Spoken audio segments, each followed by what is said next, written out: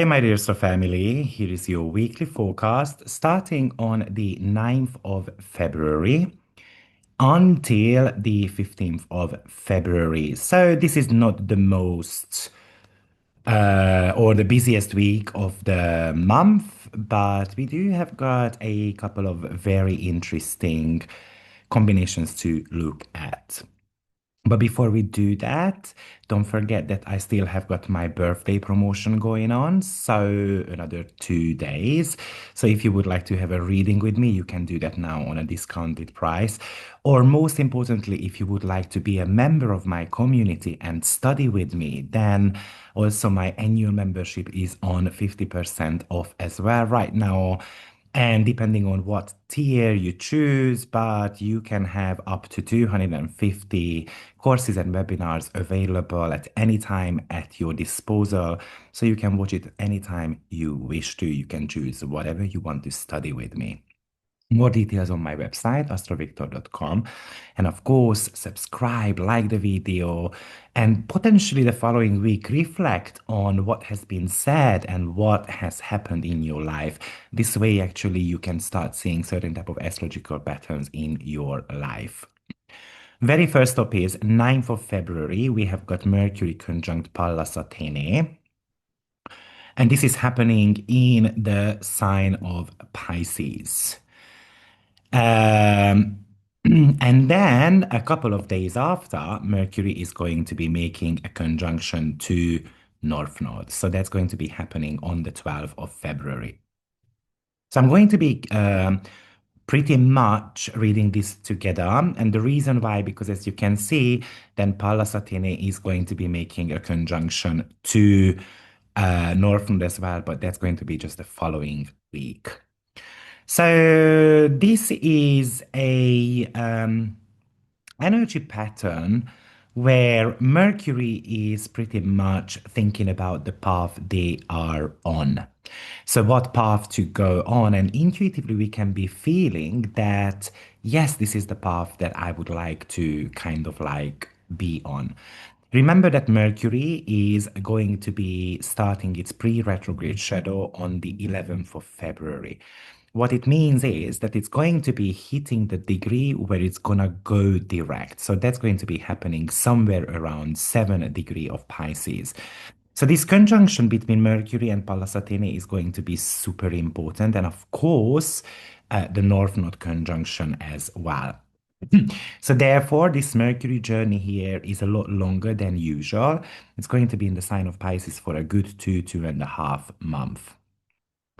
So the reason why this aspect is important because we're going to have three passes happening between Mercury, Pallas Athene, Mercury, and the North Node. Once now, when it's actually Mercury still direct. Once when it's retrograde, that's going to be late February, early March. And then once more after Mercury has stationed direct, and that's going to be late March. But I'm going to be making a separate video about Mercury retrograde in the upcoming weeks so that you can have a really good understanding of how this Mercury retrograde in 2026 will be playing out. But Pallas Athene represents strategy, pattern recognition. She is the wisdom warrior. And in Pisces, this isn't about spreadsheet or the utilization of rigid logic. This is about holistic strategy. So you can have this eureka moment where a complex, kind of messy situation suddenly reveals its underlying structure. This is about creative problem solving that relies a little bit on empathy, a little bit of a non-linear thinking as well. However, because Mercury will be retrograde, meeting up Pallas Athene another time, this is the like whatever strategy you solve now, maybe it's going to get a bit tested during the retrograde period. So this is something which where we follow our intuition, but it doesn't mean that our intuition is misleading though. It's just potentially it's the first draft, and then we're gonna have to rework it a little bit due to the fact that there might not have been enough logic behind our theories. So this is going to be extremely important period for you if we have got anything on 4 or 5 degree of Pisces, Gemini, Virgo, or Sagittarius. Now, Mercury after is going to be making that conjunction to the North Node. So this is the archetype of the messenger of the destiny. So we've got the planet of communication meets the head of the dragon, the North Node. So this is kind of like you getting synchronized with the path that you need to be on. So I would be paying a very close attention to certain type of random news stories, recurring thoughts, because Northern is trying to pull you towards a growth. And you are going to be receiving these messages through surrender, control, meditation, you trusting your gut feelings, and not just seeing what you see, but trying to see beyond as well. Another retrograde factor here, right? So Mercury will return to this degree and will be meeting up the North Node again. So this is just the first chapter. This is kind of like the first wave of your intuition. So imagine a person or idea introduced now to you with this conjunction may disappear during the retrograde phase, only to return with certain type of vital importance in late March. So I would say that there's a mental imprinting happening with this. You are gathering the raw material for a significant shift, and it's going to take 2 months to fully integrate that. So I would say that it's a great period of time to keep a journal of certain type of little like coincidences, you know. Don't worry if they don't make sense just yet. I think this is gonna make sense potentially in the next couple of months. Like I said at the beginning of the video, we are going to be making a very separate video about Mercury retrograde in Pisces because this year Mercury retrograde only happens in water signs. But it really feels like with Neptune just leaving the sign of Pisces, entering the sign of Aries, that this, it's a 14-year shift. So we cannot just leave one chapter of our life behind and then moving on to the next one. So Mercury is a little bit of a contemplation here. It is like you receiving a little bit of an extra time to process something that has gone down in the Pisces cups of your chart and maybe reviewing whether we have learned the Neptunian lessons. Neptune is about dissolving, it's about dreams, illusions, but also our spiritual path as well at the same time. So we have to be putting that under review. And maybe this Mercury retrograde is going to try to help you to kind of realize your dreams. Maybe with a touch of magic, maybe even if the logic doesn't dictate that actually it can happen, but we're gonna have to be kind of doing the prep work here. So, yes, you might be reading stuff about Mercury retrograde, do not purchase an item, and so forth. I have mentioned this several times, but Mercury has got this 11-month cycle. So, every 11 month where it goes retrograde, that's where it's going to be stationing direct 11 month after. So it's a good time for you to kind of reflect 11 or 22 months ago, what went down in the Pisces cusp of your chart, especially because Saturn was around as well that time. What I would be watching out with Mercury here, it can indicate a bit of a confusing communication, or we are confused about what to think. And maybe that's the reason why, with Mercury retrograde, we have to be revisiting certain type of conversations or things are not turning out as we expected. And maybe that's where those illusions are going to be kind of falling off the mask. Something that we badly wanted to believe. Mercury in Pisces is very quiet. So often it's internal, like a silence within us. Or we imagine how things should be sounding and so forth. It's a very dreamy position. Traditionally speaking, Mercury is in detriment and fall in the sign of Pisces as well. But like I say, Mercury There wouldn't be music industry, for example, without Mercury in the sign of Pisces. So there is a lot of goodies about Mercury here as well, such as psychic abilities, for example, vivid dreams that are carrying certain type of a message. It's about being able to tap into your unconscious, listening to the backdrop noises and so forth. So you can finally kind of like identify them. You can name them.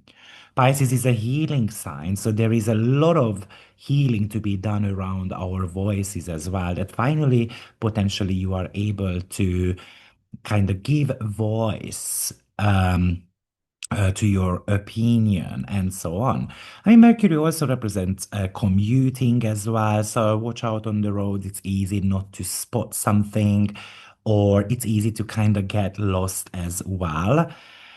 But because Pisces is an intangible sign, Mercury might actually want us to make something tangible here, to bring something into reality. Okay, so we are going to be talking about this Mercury retrograde a lot more in a separate video, but surely I wanted to give you insights right here so that you already have a little bit of a preview. Let's move on to our next stop. So we're gonna have on the 10th of February, Sun in sextile to Chiron. So Chiron is still on 23 degree, and the Sun, sorry, it's on the 11th, and the Sun is hitting Chiron as well on the 11th of February. So, Chiron, I mean, every single planet pretty much went through Chiron recently, right? So, we had, before the Sun, we had Mercury, we had Venus, and so forth. So, in the last couple of weeks, we might have done quite a lot of healing, but maybe we haven't finished it yet. So, imagine with this, it's a little bit quiet energy still, actually, but somehow it's bridging a gap between something that you would like to innovate or upgrade and an individual healing. Since the sun represents our core identity, our vitality, and Chiron represents our wounded healer archetype, I think it's actually giving us a window to integrate who we are, to figure out what our purpose is. This is kind of like a functional individuality. The sun wants to belong to a group in the sign of Aquarius, or it wants to go towards the future. And in Aries, Chiron fears that sting of being too much or not enough or on an individual level. So this is a potential possibility to heal who we are. It is allowing us to look at our personal insecurities, or whether we are healthily attached to something, or we have to be practicing detachment. This is about the realization that I don't want to be in pain anymore, and that I'm making a step to move forward. That Aries Chiron is about the courage to be.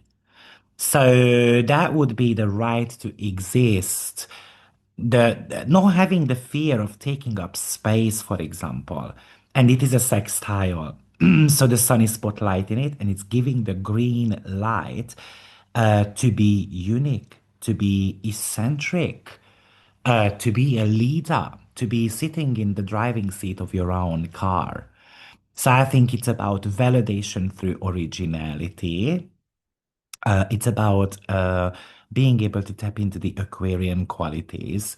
It's about allowing yourself to have a unique vision.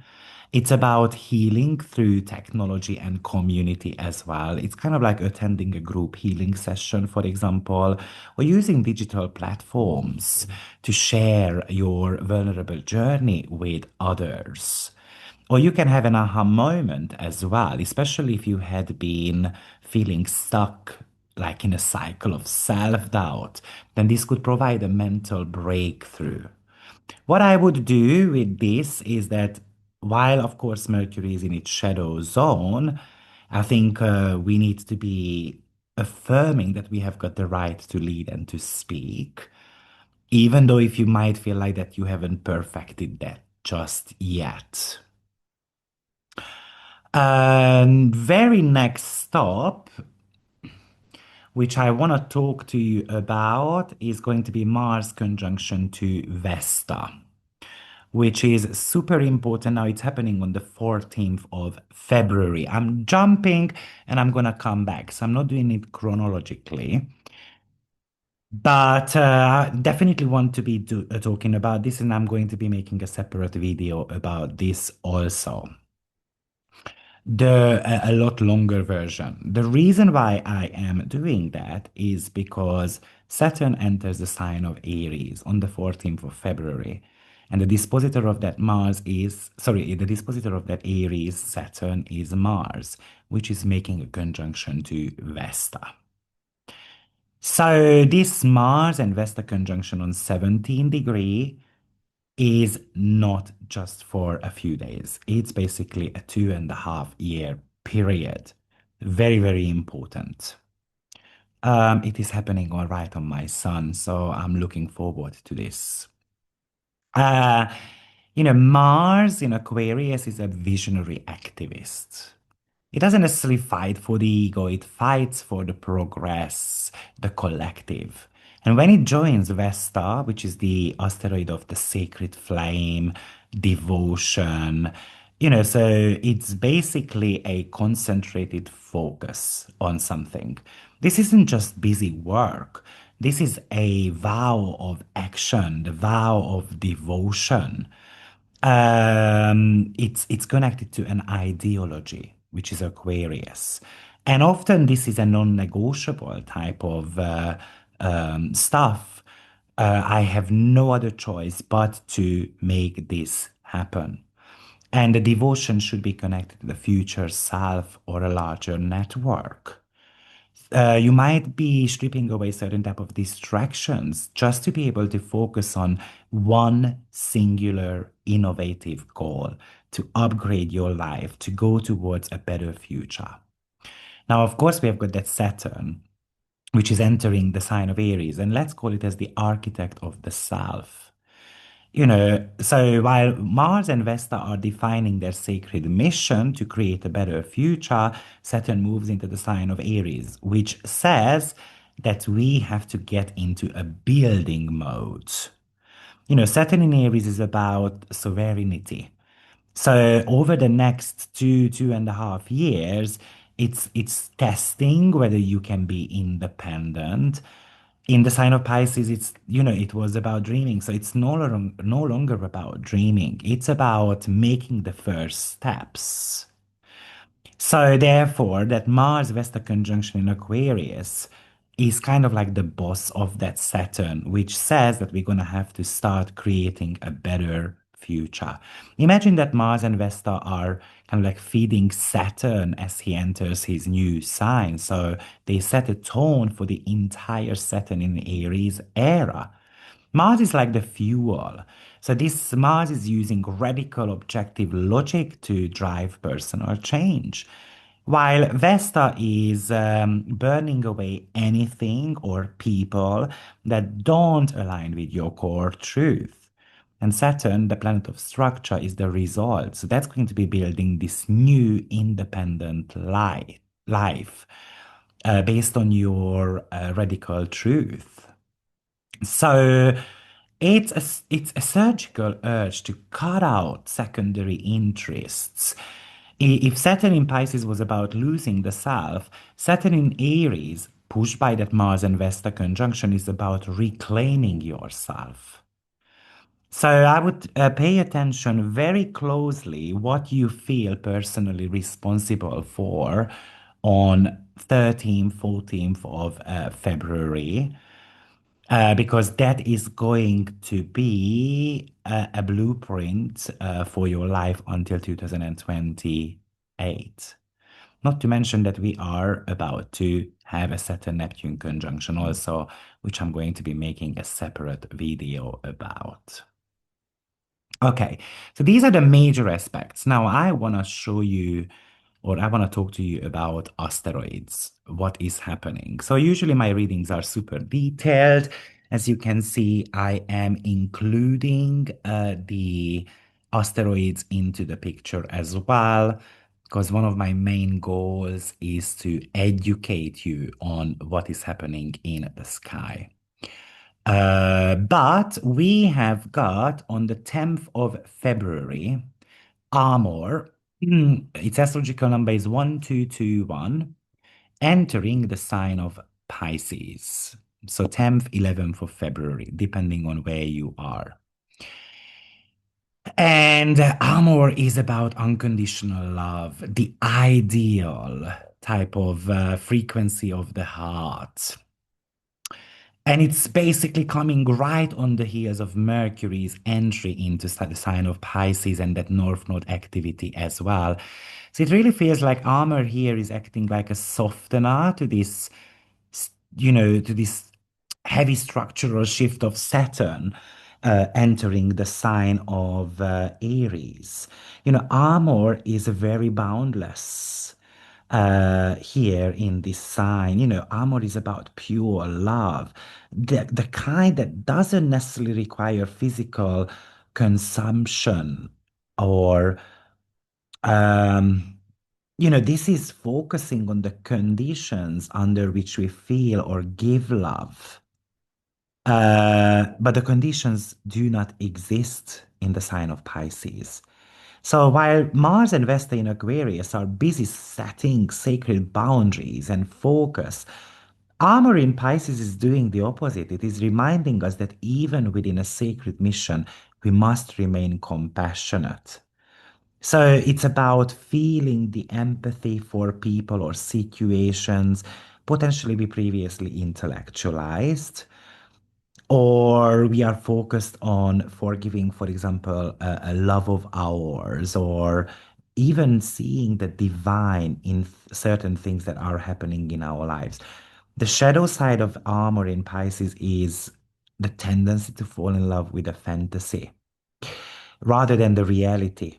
And with Mercury also in Pisces, there is a risk of misreading signals because you want to see the highest version of someone. This, therefore, is about making potential sacrifices, for example, for someone that we think we love or someone we think they love us. So, Amor entering the sign of Pisces, just as Saturn is packing his bags to leave the sign, you can even think of this as a goodbye kiss. It's kind of like potentially an awakening that a certain type of relationship is not working, or it's an invitation to love the lessons before you move into that individualistic, fiery Aries. And since Mercury is conjuncting the North Node in Pisces this week, this is a karmic message, a destined news you receive. It will be delivered with a lot of emotional weight, actually. Um, okay, one other thing that we might want to be just kind of like focusing a little bit on, which I always forget to check, but it came to my mind. So Amor will be in the sign of Pisces. It's going approximately about 3 degrees each week. So this is a little bit on the slower side, asteroid. So Amor, I'm just checking it for you so that we exactly know when Amor is going to be shifting. But now I lost Amor. Sorry about that. Yeah, 22 degree, found it. 25, Amor is 28 there. So this is going to leave the sign of Pisces approximately around the 20th of April. Okay, so next up is Lilith. Asteroid Lilith is going to enter the sign of Aries. One thing I wanna kind of mention here for you is that there are three, there are three Lilith. and they shouldn't be mixed up. So now we are looking at asteroid Lilith, and its astrological number is 1181. It's going to be entering the sign of Aries on the 11th of February or 12th of February, depending on where you are. And Lilith is very untamed, very raw energy. So in the sign of Aries, this is of course super, untamed, and it's a really um, rebellious type of energy. That asteroid Lilith is very much the active expression of the rebellion phase of the Lilith story. So this is not about her being chased out of the Eden or she leaving the Eden behind, the Garden of Eden behind, but this is more to do with kind of like the revengeous type of Lilith. So asteroid Lilith entering Aries just 2 days before Saturn does, imagine Lilith acting like the scout for Saturn. So she enters the fiery Aries first, demanding something, demanding who are you when no one is watching, and what part of your power have you suppressed to potentially fit in. And then Saturn will follow her as well. And Saturn will try to build a structure around that raw Lilith energy. So this could be a very sudden urge to burn down this polite version of ourselves just to make room for a more authentic version. So this is about the unapologetic I am type of energy. Lilith doesn't just want freedom here. She wants dominance over her own narrative, over her own life. So yeah, it's about not having enough tolerance anymore for being managed or handled by others. It's about don't treat me like that type of energy. So therefore, it's a very impulse. And it could cause destruction as well. Because even though your feelings are very soft now with that Pisces part of your chart, but your Lilith in Aries instincts are very sharp. And we might say something unfiltered. And we might need to be revisiting those topics. So asteroid Lilith is the rebel. It rejects external control. It demands authenticity. Um, Arachne enters the sign of Capricorn on the 13th of February. Arachne's astrological number is 4 or 7.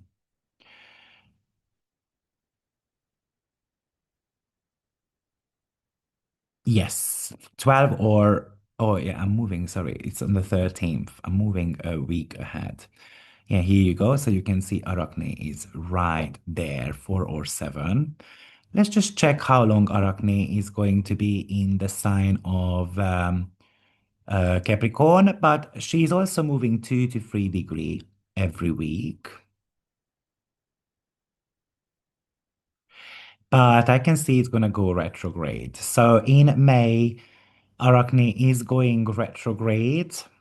So the entire retrogression is going to be happening in the sign of Capricorn. So it's going to go retrograde on 21 degree of Capricorn. And then it's going to be shifting back to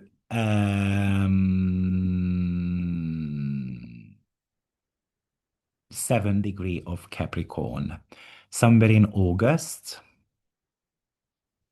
And then Arachne will finally leave the sign of Capricorn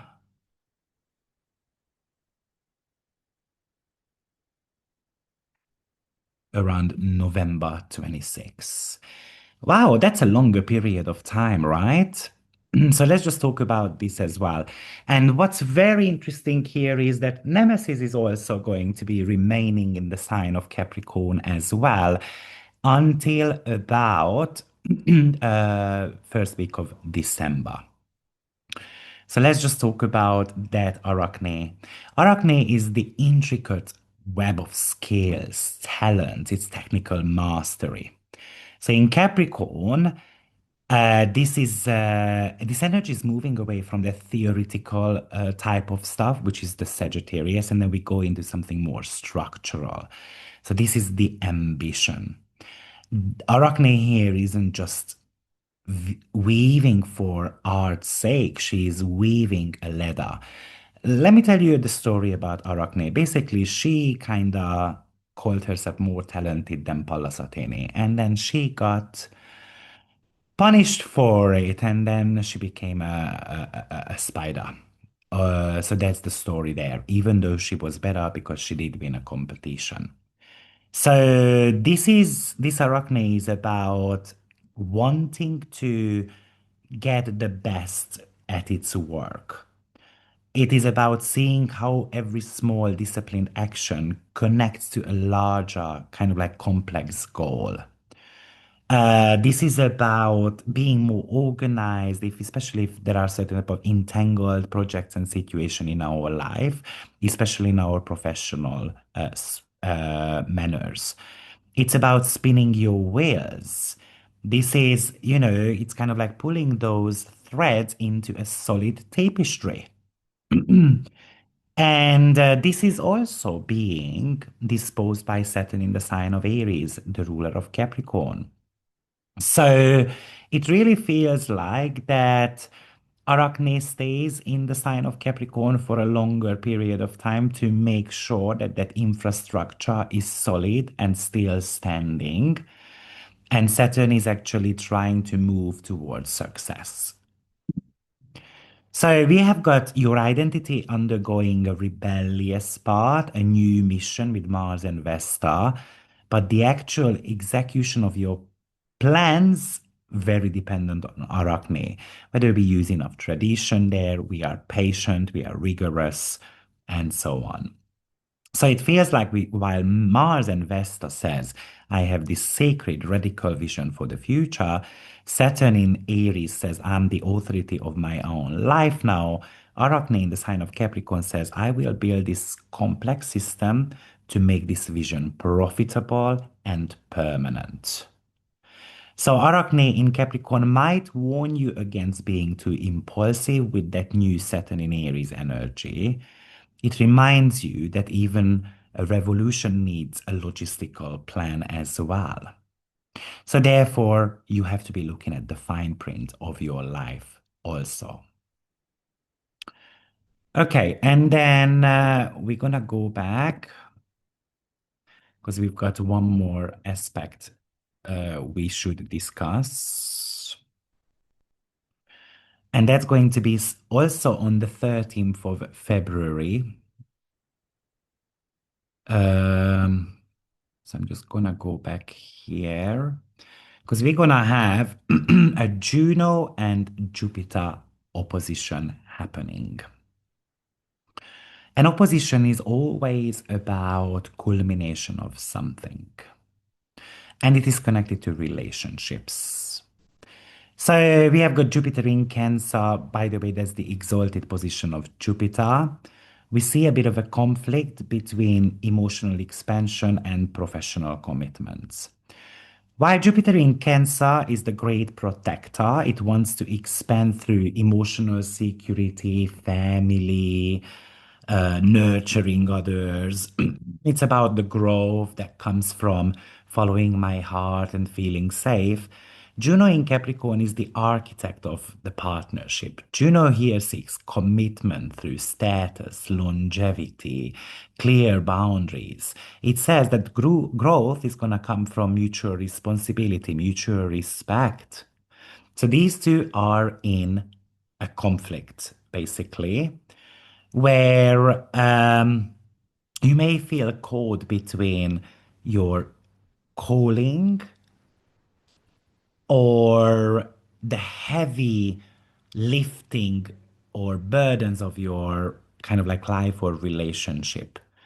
It might be a contractual agreement that demands a lot more time, energy, and effort that you have anticipated.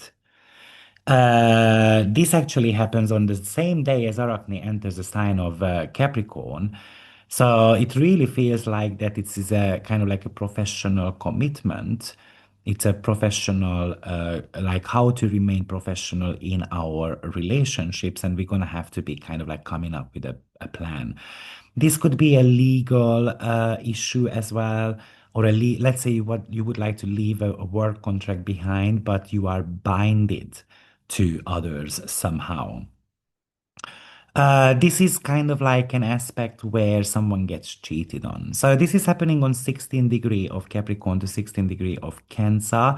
So this is going to be prominent for you if you have got any planets in on 16 degree slash 17 degree of Cancer, Capricorn, Libra, or Aries.